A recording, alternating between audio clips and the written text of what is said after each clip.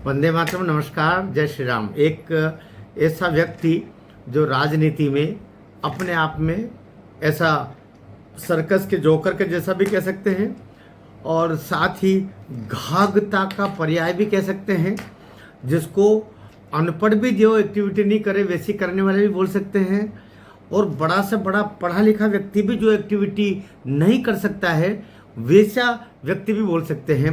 ऐसा एक व्यक्ति का नाम है अरविंद केजरीवाल। यह जो अरविंद है, यह अरविंद के जो निशान हैं राजनीति में वो ऐसे हैं कि जो बिल्कुल ऐसे कपड़ झट करके बिल्कुल कुर्ता, बिल्कुल ऐसा आधी बांह का कुर्ता ना, वो शर्टिंग किए बिना कुर्ता बाहर लटक रहा है और बिल्कुल बाल बिखरे बिखरे हैं, पिचके पिचके से गाल हैं। दिल्ली में वो कभी भूख हड़ताल पर करते रहे, कभी बहुत सारे नाटक नोटंकी। मतलब मैं कहता हूँ कि अभिनय की दुनिया का ये सरताज कहना चाहिए। उनके जैसा ये क्या राज कपूर और क्या अमिताभ बच्चन एक्टिंग करेंगे। उनके सबके काकाश्री का नाम है अरविंद केजरीवाल। तो ये जो है राजनीति में आए पहले आंदोलन के माध्यम से कांग्रेस का जो भ्रष्टाचार था 2G 3G 4G, बिल्कुल वो खेल कूद में जो एशियन गेम्स में भ्रष्टाचार हुए उन सबको लेकर के ये आए। और उस समय पूरा मीडिया इनके साथ खड़ा रहा, क्योंकि कोर्ट पूरा 2G को लेके और सब तरीके से लेके चारों ओर थू हो रही थी मनमोहन सिंह सरकार की। तब सरकार में बदलाव तय था और जनता का आक्रोश आसमान पर था। उस समय अरविंद केजरीवाल का और धीरे से नरेंद्र मोदी का भी, इन दोनों का आगमन राजनीति में होता है। अन्ना आगे किए, जैसे आज़ादी के आंदोलन में महात्मा गांधी को आगे किया था, इस तरह अन्ना हजारे इसमें आगे किए। और अन्ना हजारे के पीछे पीछे ये पूरी पलटन थी। संघ ने भी और जो राष्ट्रवादी शक्तियां थी उन्होंने भी अन्ना हजारे का साथ दिया, क्योंकि सही वो व्यक्ति तो तब भी सही था, अब भी सही है और आगे भी सही रहेगा अन्ना हजारे। लेकिन उनके साथ जो ये लोग काम कर रहे थे वो लोग कौन कौन थे? वो लोग थे कुमार विश्वास, वो लोग थे योगेंद्र यादव, वो थे प्रशांत भूषण, वो थे आशुतोष, वो थे आशीष खेतान, वो थे कपिल मिश्रा, वो थे संदीप कुमार, वो थे कैलाश गहलोत। ये सब पूरी पलटन थी पीछे काम करने वाले लोगों की।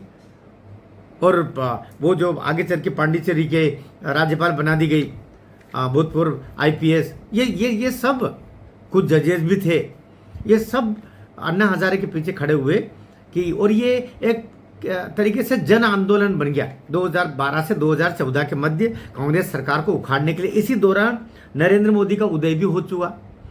नरेंद्र मोदी चूँकि वो भी जनता के हर हर मोदी घर घर मोदी नारा तो मेरा ही दिया हुआ है। उस समय जनता, क्योंकि अरविंद केजरीवाल कभी बोलते थे, और यद्यपि उनकी कोई पार्टी तो थी नहीं, अरविंद केजरीवाल ने तो स्वयं ने कहा, बच्चों की सौगंध खा खा के बोला कि वो राजनीति में नहीं आएंगे।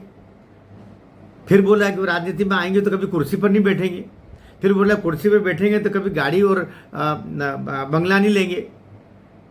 लेकिन आपको सब पता है कि उन्होंने सब कुछ किया, और ऐसा किया कि जिसकी हद नहीं। दारू तक उन्होंने बेच बुझा करके और दारू का धंधा तक कर लिया। किराना की दुकानों पर शराब की बोतलें मिलती थी दिल्ली में। ऐसा दारू की नदियां बहा दी उन्होंने। तो और फिर शीश महल, उसको तो कोई भूल ही नहीं सकता, जिसके कारण से उनकी दिल्ली की सरकार गई। तो अभी बात हम कर रहे हैं कि एक इस समय नेता वो टारगेट पे लिए हुए हैं। अरविंद केजरीवाल इतना छोटे दिल के इंसान हैं। लोग कहते हैं ना, इतना छोटा दिल, माइक्रो लेवल का छोटा दिल। वो किसी की प्रगति बर्दाश्त नहीं करते। अपने सामने कोई आगे बढ़ना नहीं चाहिए। आप पार्टी कौन कौन टारगेट बने? योगेंद्र यादव सब 2015 में उनको वो वहाँ से निष्कासित हुए। उन्होंने आंतरिक लोकतंत्र का प्रश्न उठा दिया तो उनको बाहर किया। ठीक कुछ समय में प्रशांत भूषण, जिनको सुप्रीम कोर्ट के हाथ में एक धारा 370 को हटाने के बाद में जब ये केस लड़ रहे थे, सब कर रहे थे, तो एक ने जाके कोर्ट में इनकी पिटाई कर दी थी। सुप्रीम कोर्ट के उनके ऑफिस में प्रशांत भूषण को पीटा था। मैं हंस रहा हूँ, मुझे क्षमा करना आप, लेकिन क्या है, दुष्टों को इस तरह तरीके से प्रताड़ना होती है ना, तो कभी कभी आनंद भी आता है। तो प्रशांत भूषण को भी निष्कासित किया अरविंद केजरीवाल ने, योगेंद्र यादव को किया, आशुतोष जो बहुत बड़े पत्रकार है, जिनकी पत्नी अभी कहा जा रहा है कि टीएमसी से राज्यसभा के लिए नॉमिनेट हो गई। ये पत्रकारों का, राजनेताओं का, प्रशासनिक अधिकारियों का एक त्रिकोण है जो लूट का एक षड्यंत्र बनाते हैं। सब लोग उसमें शामिल नहीं होते, सारे पत्रकार ऐसे नहीं होते, सारे राजनेता भी ऐसे नहीं होते, सारे प्रशासनिक अधिकारी भी नहीं होते, लेकिन ये तीनों मिलकर के अब तक लूट को अंजाम देते रहे और नरेंद्र मोदी उसी लूट को तोड़ने के प्रयास में थे ऐसा माना जाता है। है दोनों ही बातें उसमें शामिल है। तो अभी ये जब 2015 में प्रशांत भूषण, फिर आशुतोष चले गए, फिर आशीष खेतान में 2015 में उसने देखा कि ये निकाले, इससे पहले मैं ही निकल जाऊं। फिर उसी दौरान कपिल मिश्रा कुछ दिन तक रहे, वो मंत्री सब कुछ रहे, लेकिन अंतोगत्वा कपिल मिश्रा को भी अनुशासनहीनता के लिए बाहर का रास्ता बताया। संदीप कुमार अभी के ऊपर 2016 में वो एक इतना शर्मसार करने वाला अश्लील कुछ काम कर रहे थे, जिसका में नाम इनका आ गया, अश्लील वीडियो ये सब मामले। संदीप कुमार को भी पार्टी ने निकाला। कैलाश गहलोत 2024 तक आ गए, कैलाश गहलोत भी इसे टाटा बाय बाय करके निकले।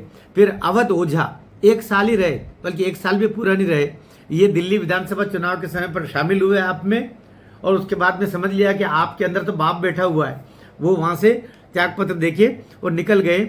और अभी इसके बाद 15 आपके जो पार्षद थे उन्होंने भी कहा कि कोई लोकतंत्र नहीं इसमें पार्टी के भीतर, वो भी निकले। अब एक नंबर आया है राघव चड्ढा का। राघव चड्ढा इस समय न तो निकले हैं न निकाले जा रहे हैं, लेकिन परिस्थितियां ऐसी बनाई जा रही है जैसे आशुतोष के सामने बना दी थी, या कि अन्य लोगों के सामने बना दी थी कि आप त्यागपत्र देके निकल लो। कारण 2, पहला, उसने जो परिणीता चोपड़ा के साथ में शादी की, एक हीरोइन है, बहुत सारी हिट फिल्में आई ना, परिणीता चोपड़ा बड़ी सुंदर सी लड़की है, और हमारा ये भी बहुत सुंदर है भाई, ऐसा नहीं सुंदर तुम्हारा ये भी राघव चड्ढा ये भी पंजाबी है, परिणीता चोपड़ा भी पंजाबी है, 2 पंजाबियों का मिलन। हाँ, तो बच्चे बड़े सुंदर बच्चे होंगे ना। तो हम तो ऐसे भाई, हम जिस उम्र में है वैसी बात कर रहे हैं। तो अभी उसके पीछे तो ये बहुत लोकप्रिय हो रहा। फिर इसने क्या किया, कुछ जनता के मुद्दे। अब थोड़ा सा राघव चड्ढा की बात कर लें। राघव चड्ढा कहाँ भाई, इसको 11 नवंबर 1988 में पैदा हुआ, नई दिल्ली में हुआ, मॉडर्न स्कूल पढ़ा, 12 खंबा दिल्ली का जो स्कूल है उसमें पढ़ा। फिर ये आगे चल के दिल्ली विश्वविद्यालय से ग्रेजुएशन किया, चार्टर्ड अकाउंटेंट बन गया। फिर इसने डेलाइट और ग्रांड थॉर्नटन कंपनी जैसी कंपनियों में, इंटरनेशनल कंपनियां हैं उसमें इसने काम किया, और बड़ा स्थापित नाम हो गया चार्टर्ड अकाउंटेंट के रूप में दिल्ली का। 2012 में आम आदमी पार्टी में बड़े स्वच्छ हृदय से आया, उसका राष्ट्रीय प्रवक्ता बना, दिल्ली बोर्ड का ये इसको उपाध्यक्ष बनाया, और ये वहाँ का राजेंद्र नगर विधानसभा सीट से विधायक भी बन गए। 2022 में पंजाब से राज्यसभा के मेंबर ये सांसद के रूप में नॉमिनेट हो गए, और सबसे युवा सांसद राज्यसभा के बन गए।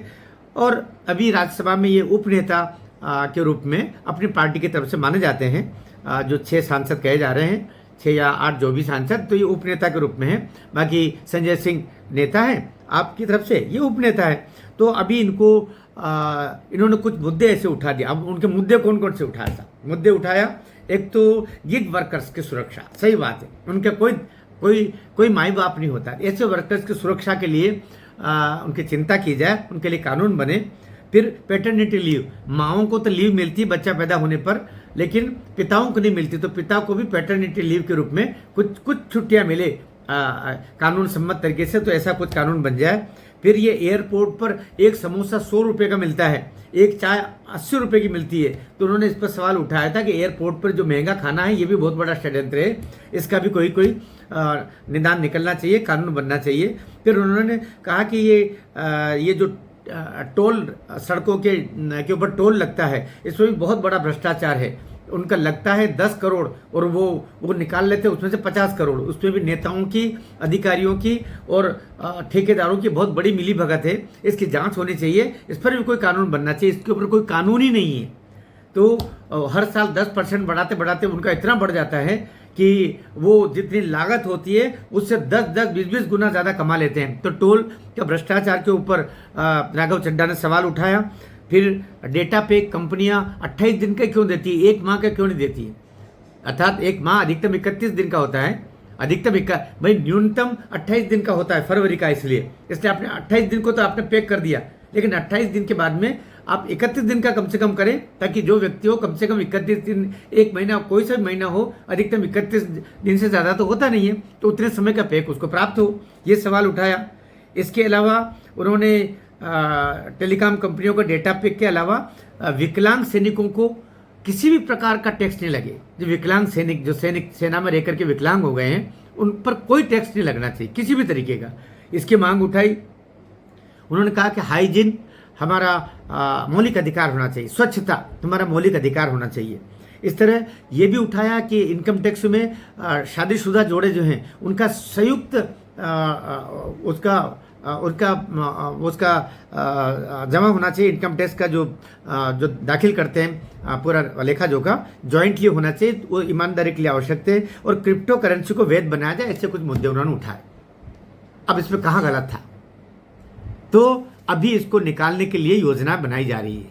अब वो क्या होता है, क्योंकि अभी उसको कह दिया गया, उसको वहाँ के उप नेता पद से हटा दिया है और ये कहा जा रहा है कि आप बोलेंगे नहीं, क्योंकि ये जनता के मुद्दे उठाते ना, ये विकलांगों के लिए को किसी प्रकार का टैक्स न लगे, टोल के ऊपर जो भ्रष्टाचार हो रहा है और जितने लागत से 10-10 गुना ज़्यादा वसूल कर चुके हैं, फिर भी वसूल कर रहे हैं।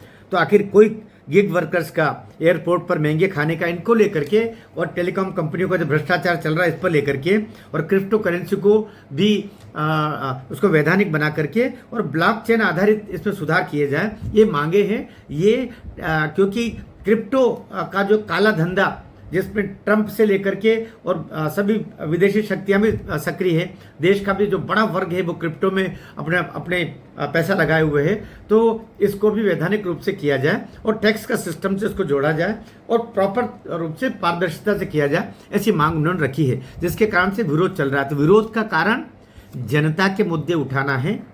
अरविंद केजरीवाल जो खुद कालिक के रूप में आमतौर पर जनता जिनको भ्रष्टाचार के पर्याय के रूप में मानने लगी है, तो कोई साफ सुथरा व्यक्ति मेरी पार्टी में कैसे घूम रहा है जिसकी इतनी लोकप्रियता है। कुमार विश्वास को भी इसी आधार पर निकाला गया था कि उनकी लोकप्रियता, उनकी मेधा और उनकी जो वाचिक प्रवणता है वो इतनी भारी है कि उनके सामने अरविंद केजरीवाल शिशुवत है, बच्चा भी नहीं, का सामने कुछ ठहरता नहीं।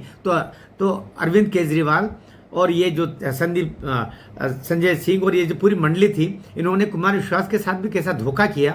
कुमार विश्वास तो आए गाए बगाए अपनी पीड़ा व्यक्त करते रहते हैं, क्योंकि उनके पास में भाषा का भी बड़ा भंडार है और मेधा का तो खजाना है भाई। तो इसके कारण से वो तो अपनी बात कह पाते हैं, लेकिन कई बंधु तो कह भी नहीं पाते हैं। शायद राघव चड्ढा अपनी बात को कह पाएँ, और बहुत सारे लोग जो चुपचाप उसको रास्ता दे करके और परे हटकर उसको आगे जाने दिया, ये भी जाकर के अंतोगत्वा तो अरविंद केजरीवाल गड्ढे में गिरेगा, और ऐसा गड्ढा होगा जिससे फिर वो निकल नहीं पाएगा। आपका पूरे वीडियो पर क्या कहना है? वीडियो ठीक लगा हो शेयर कीजिएगा, कम लगा हो तो मुझे परामर्श दीजिएगा। मैं कहीं बीच में अटकता हूँ, मुझे भी आप क्षमा करेंगे, इतनी प्रवणता मेरे पास नहीं है, लेकिन जितनी है मैं अपनी बातें, मैं अपने अनुभव, छोटा मोटा जो मेरे पास में अकिंचन सा ज्ञान है वो आपके बीच में रखता रहता हूँ। मुझे आप साथ देंगे, और चैनल पर अगर नए हैं तो सब्सक्राइब कर देंगे, मेरा आग्रह है। और पुराने हैं तो टिप्पणी ज़रूर कीजिएगा, लाइक कीजिएगा और शेयर भी करेंगे, तो ये भी मेरे पर आपका अतिरिक्त स्नेह होगा। मैं आग्रह करता हूँ। भारत माता की जय।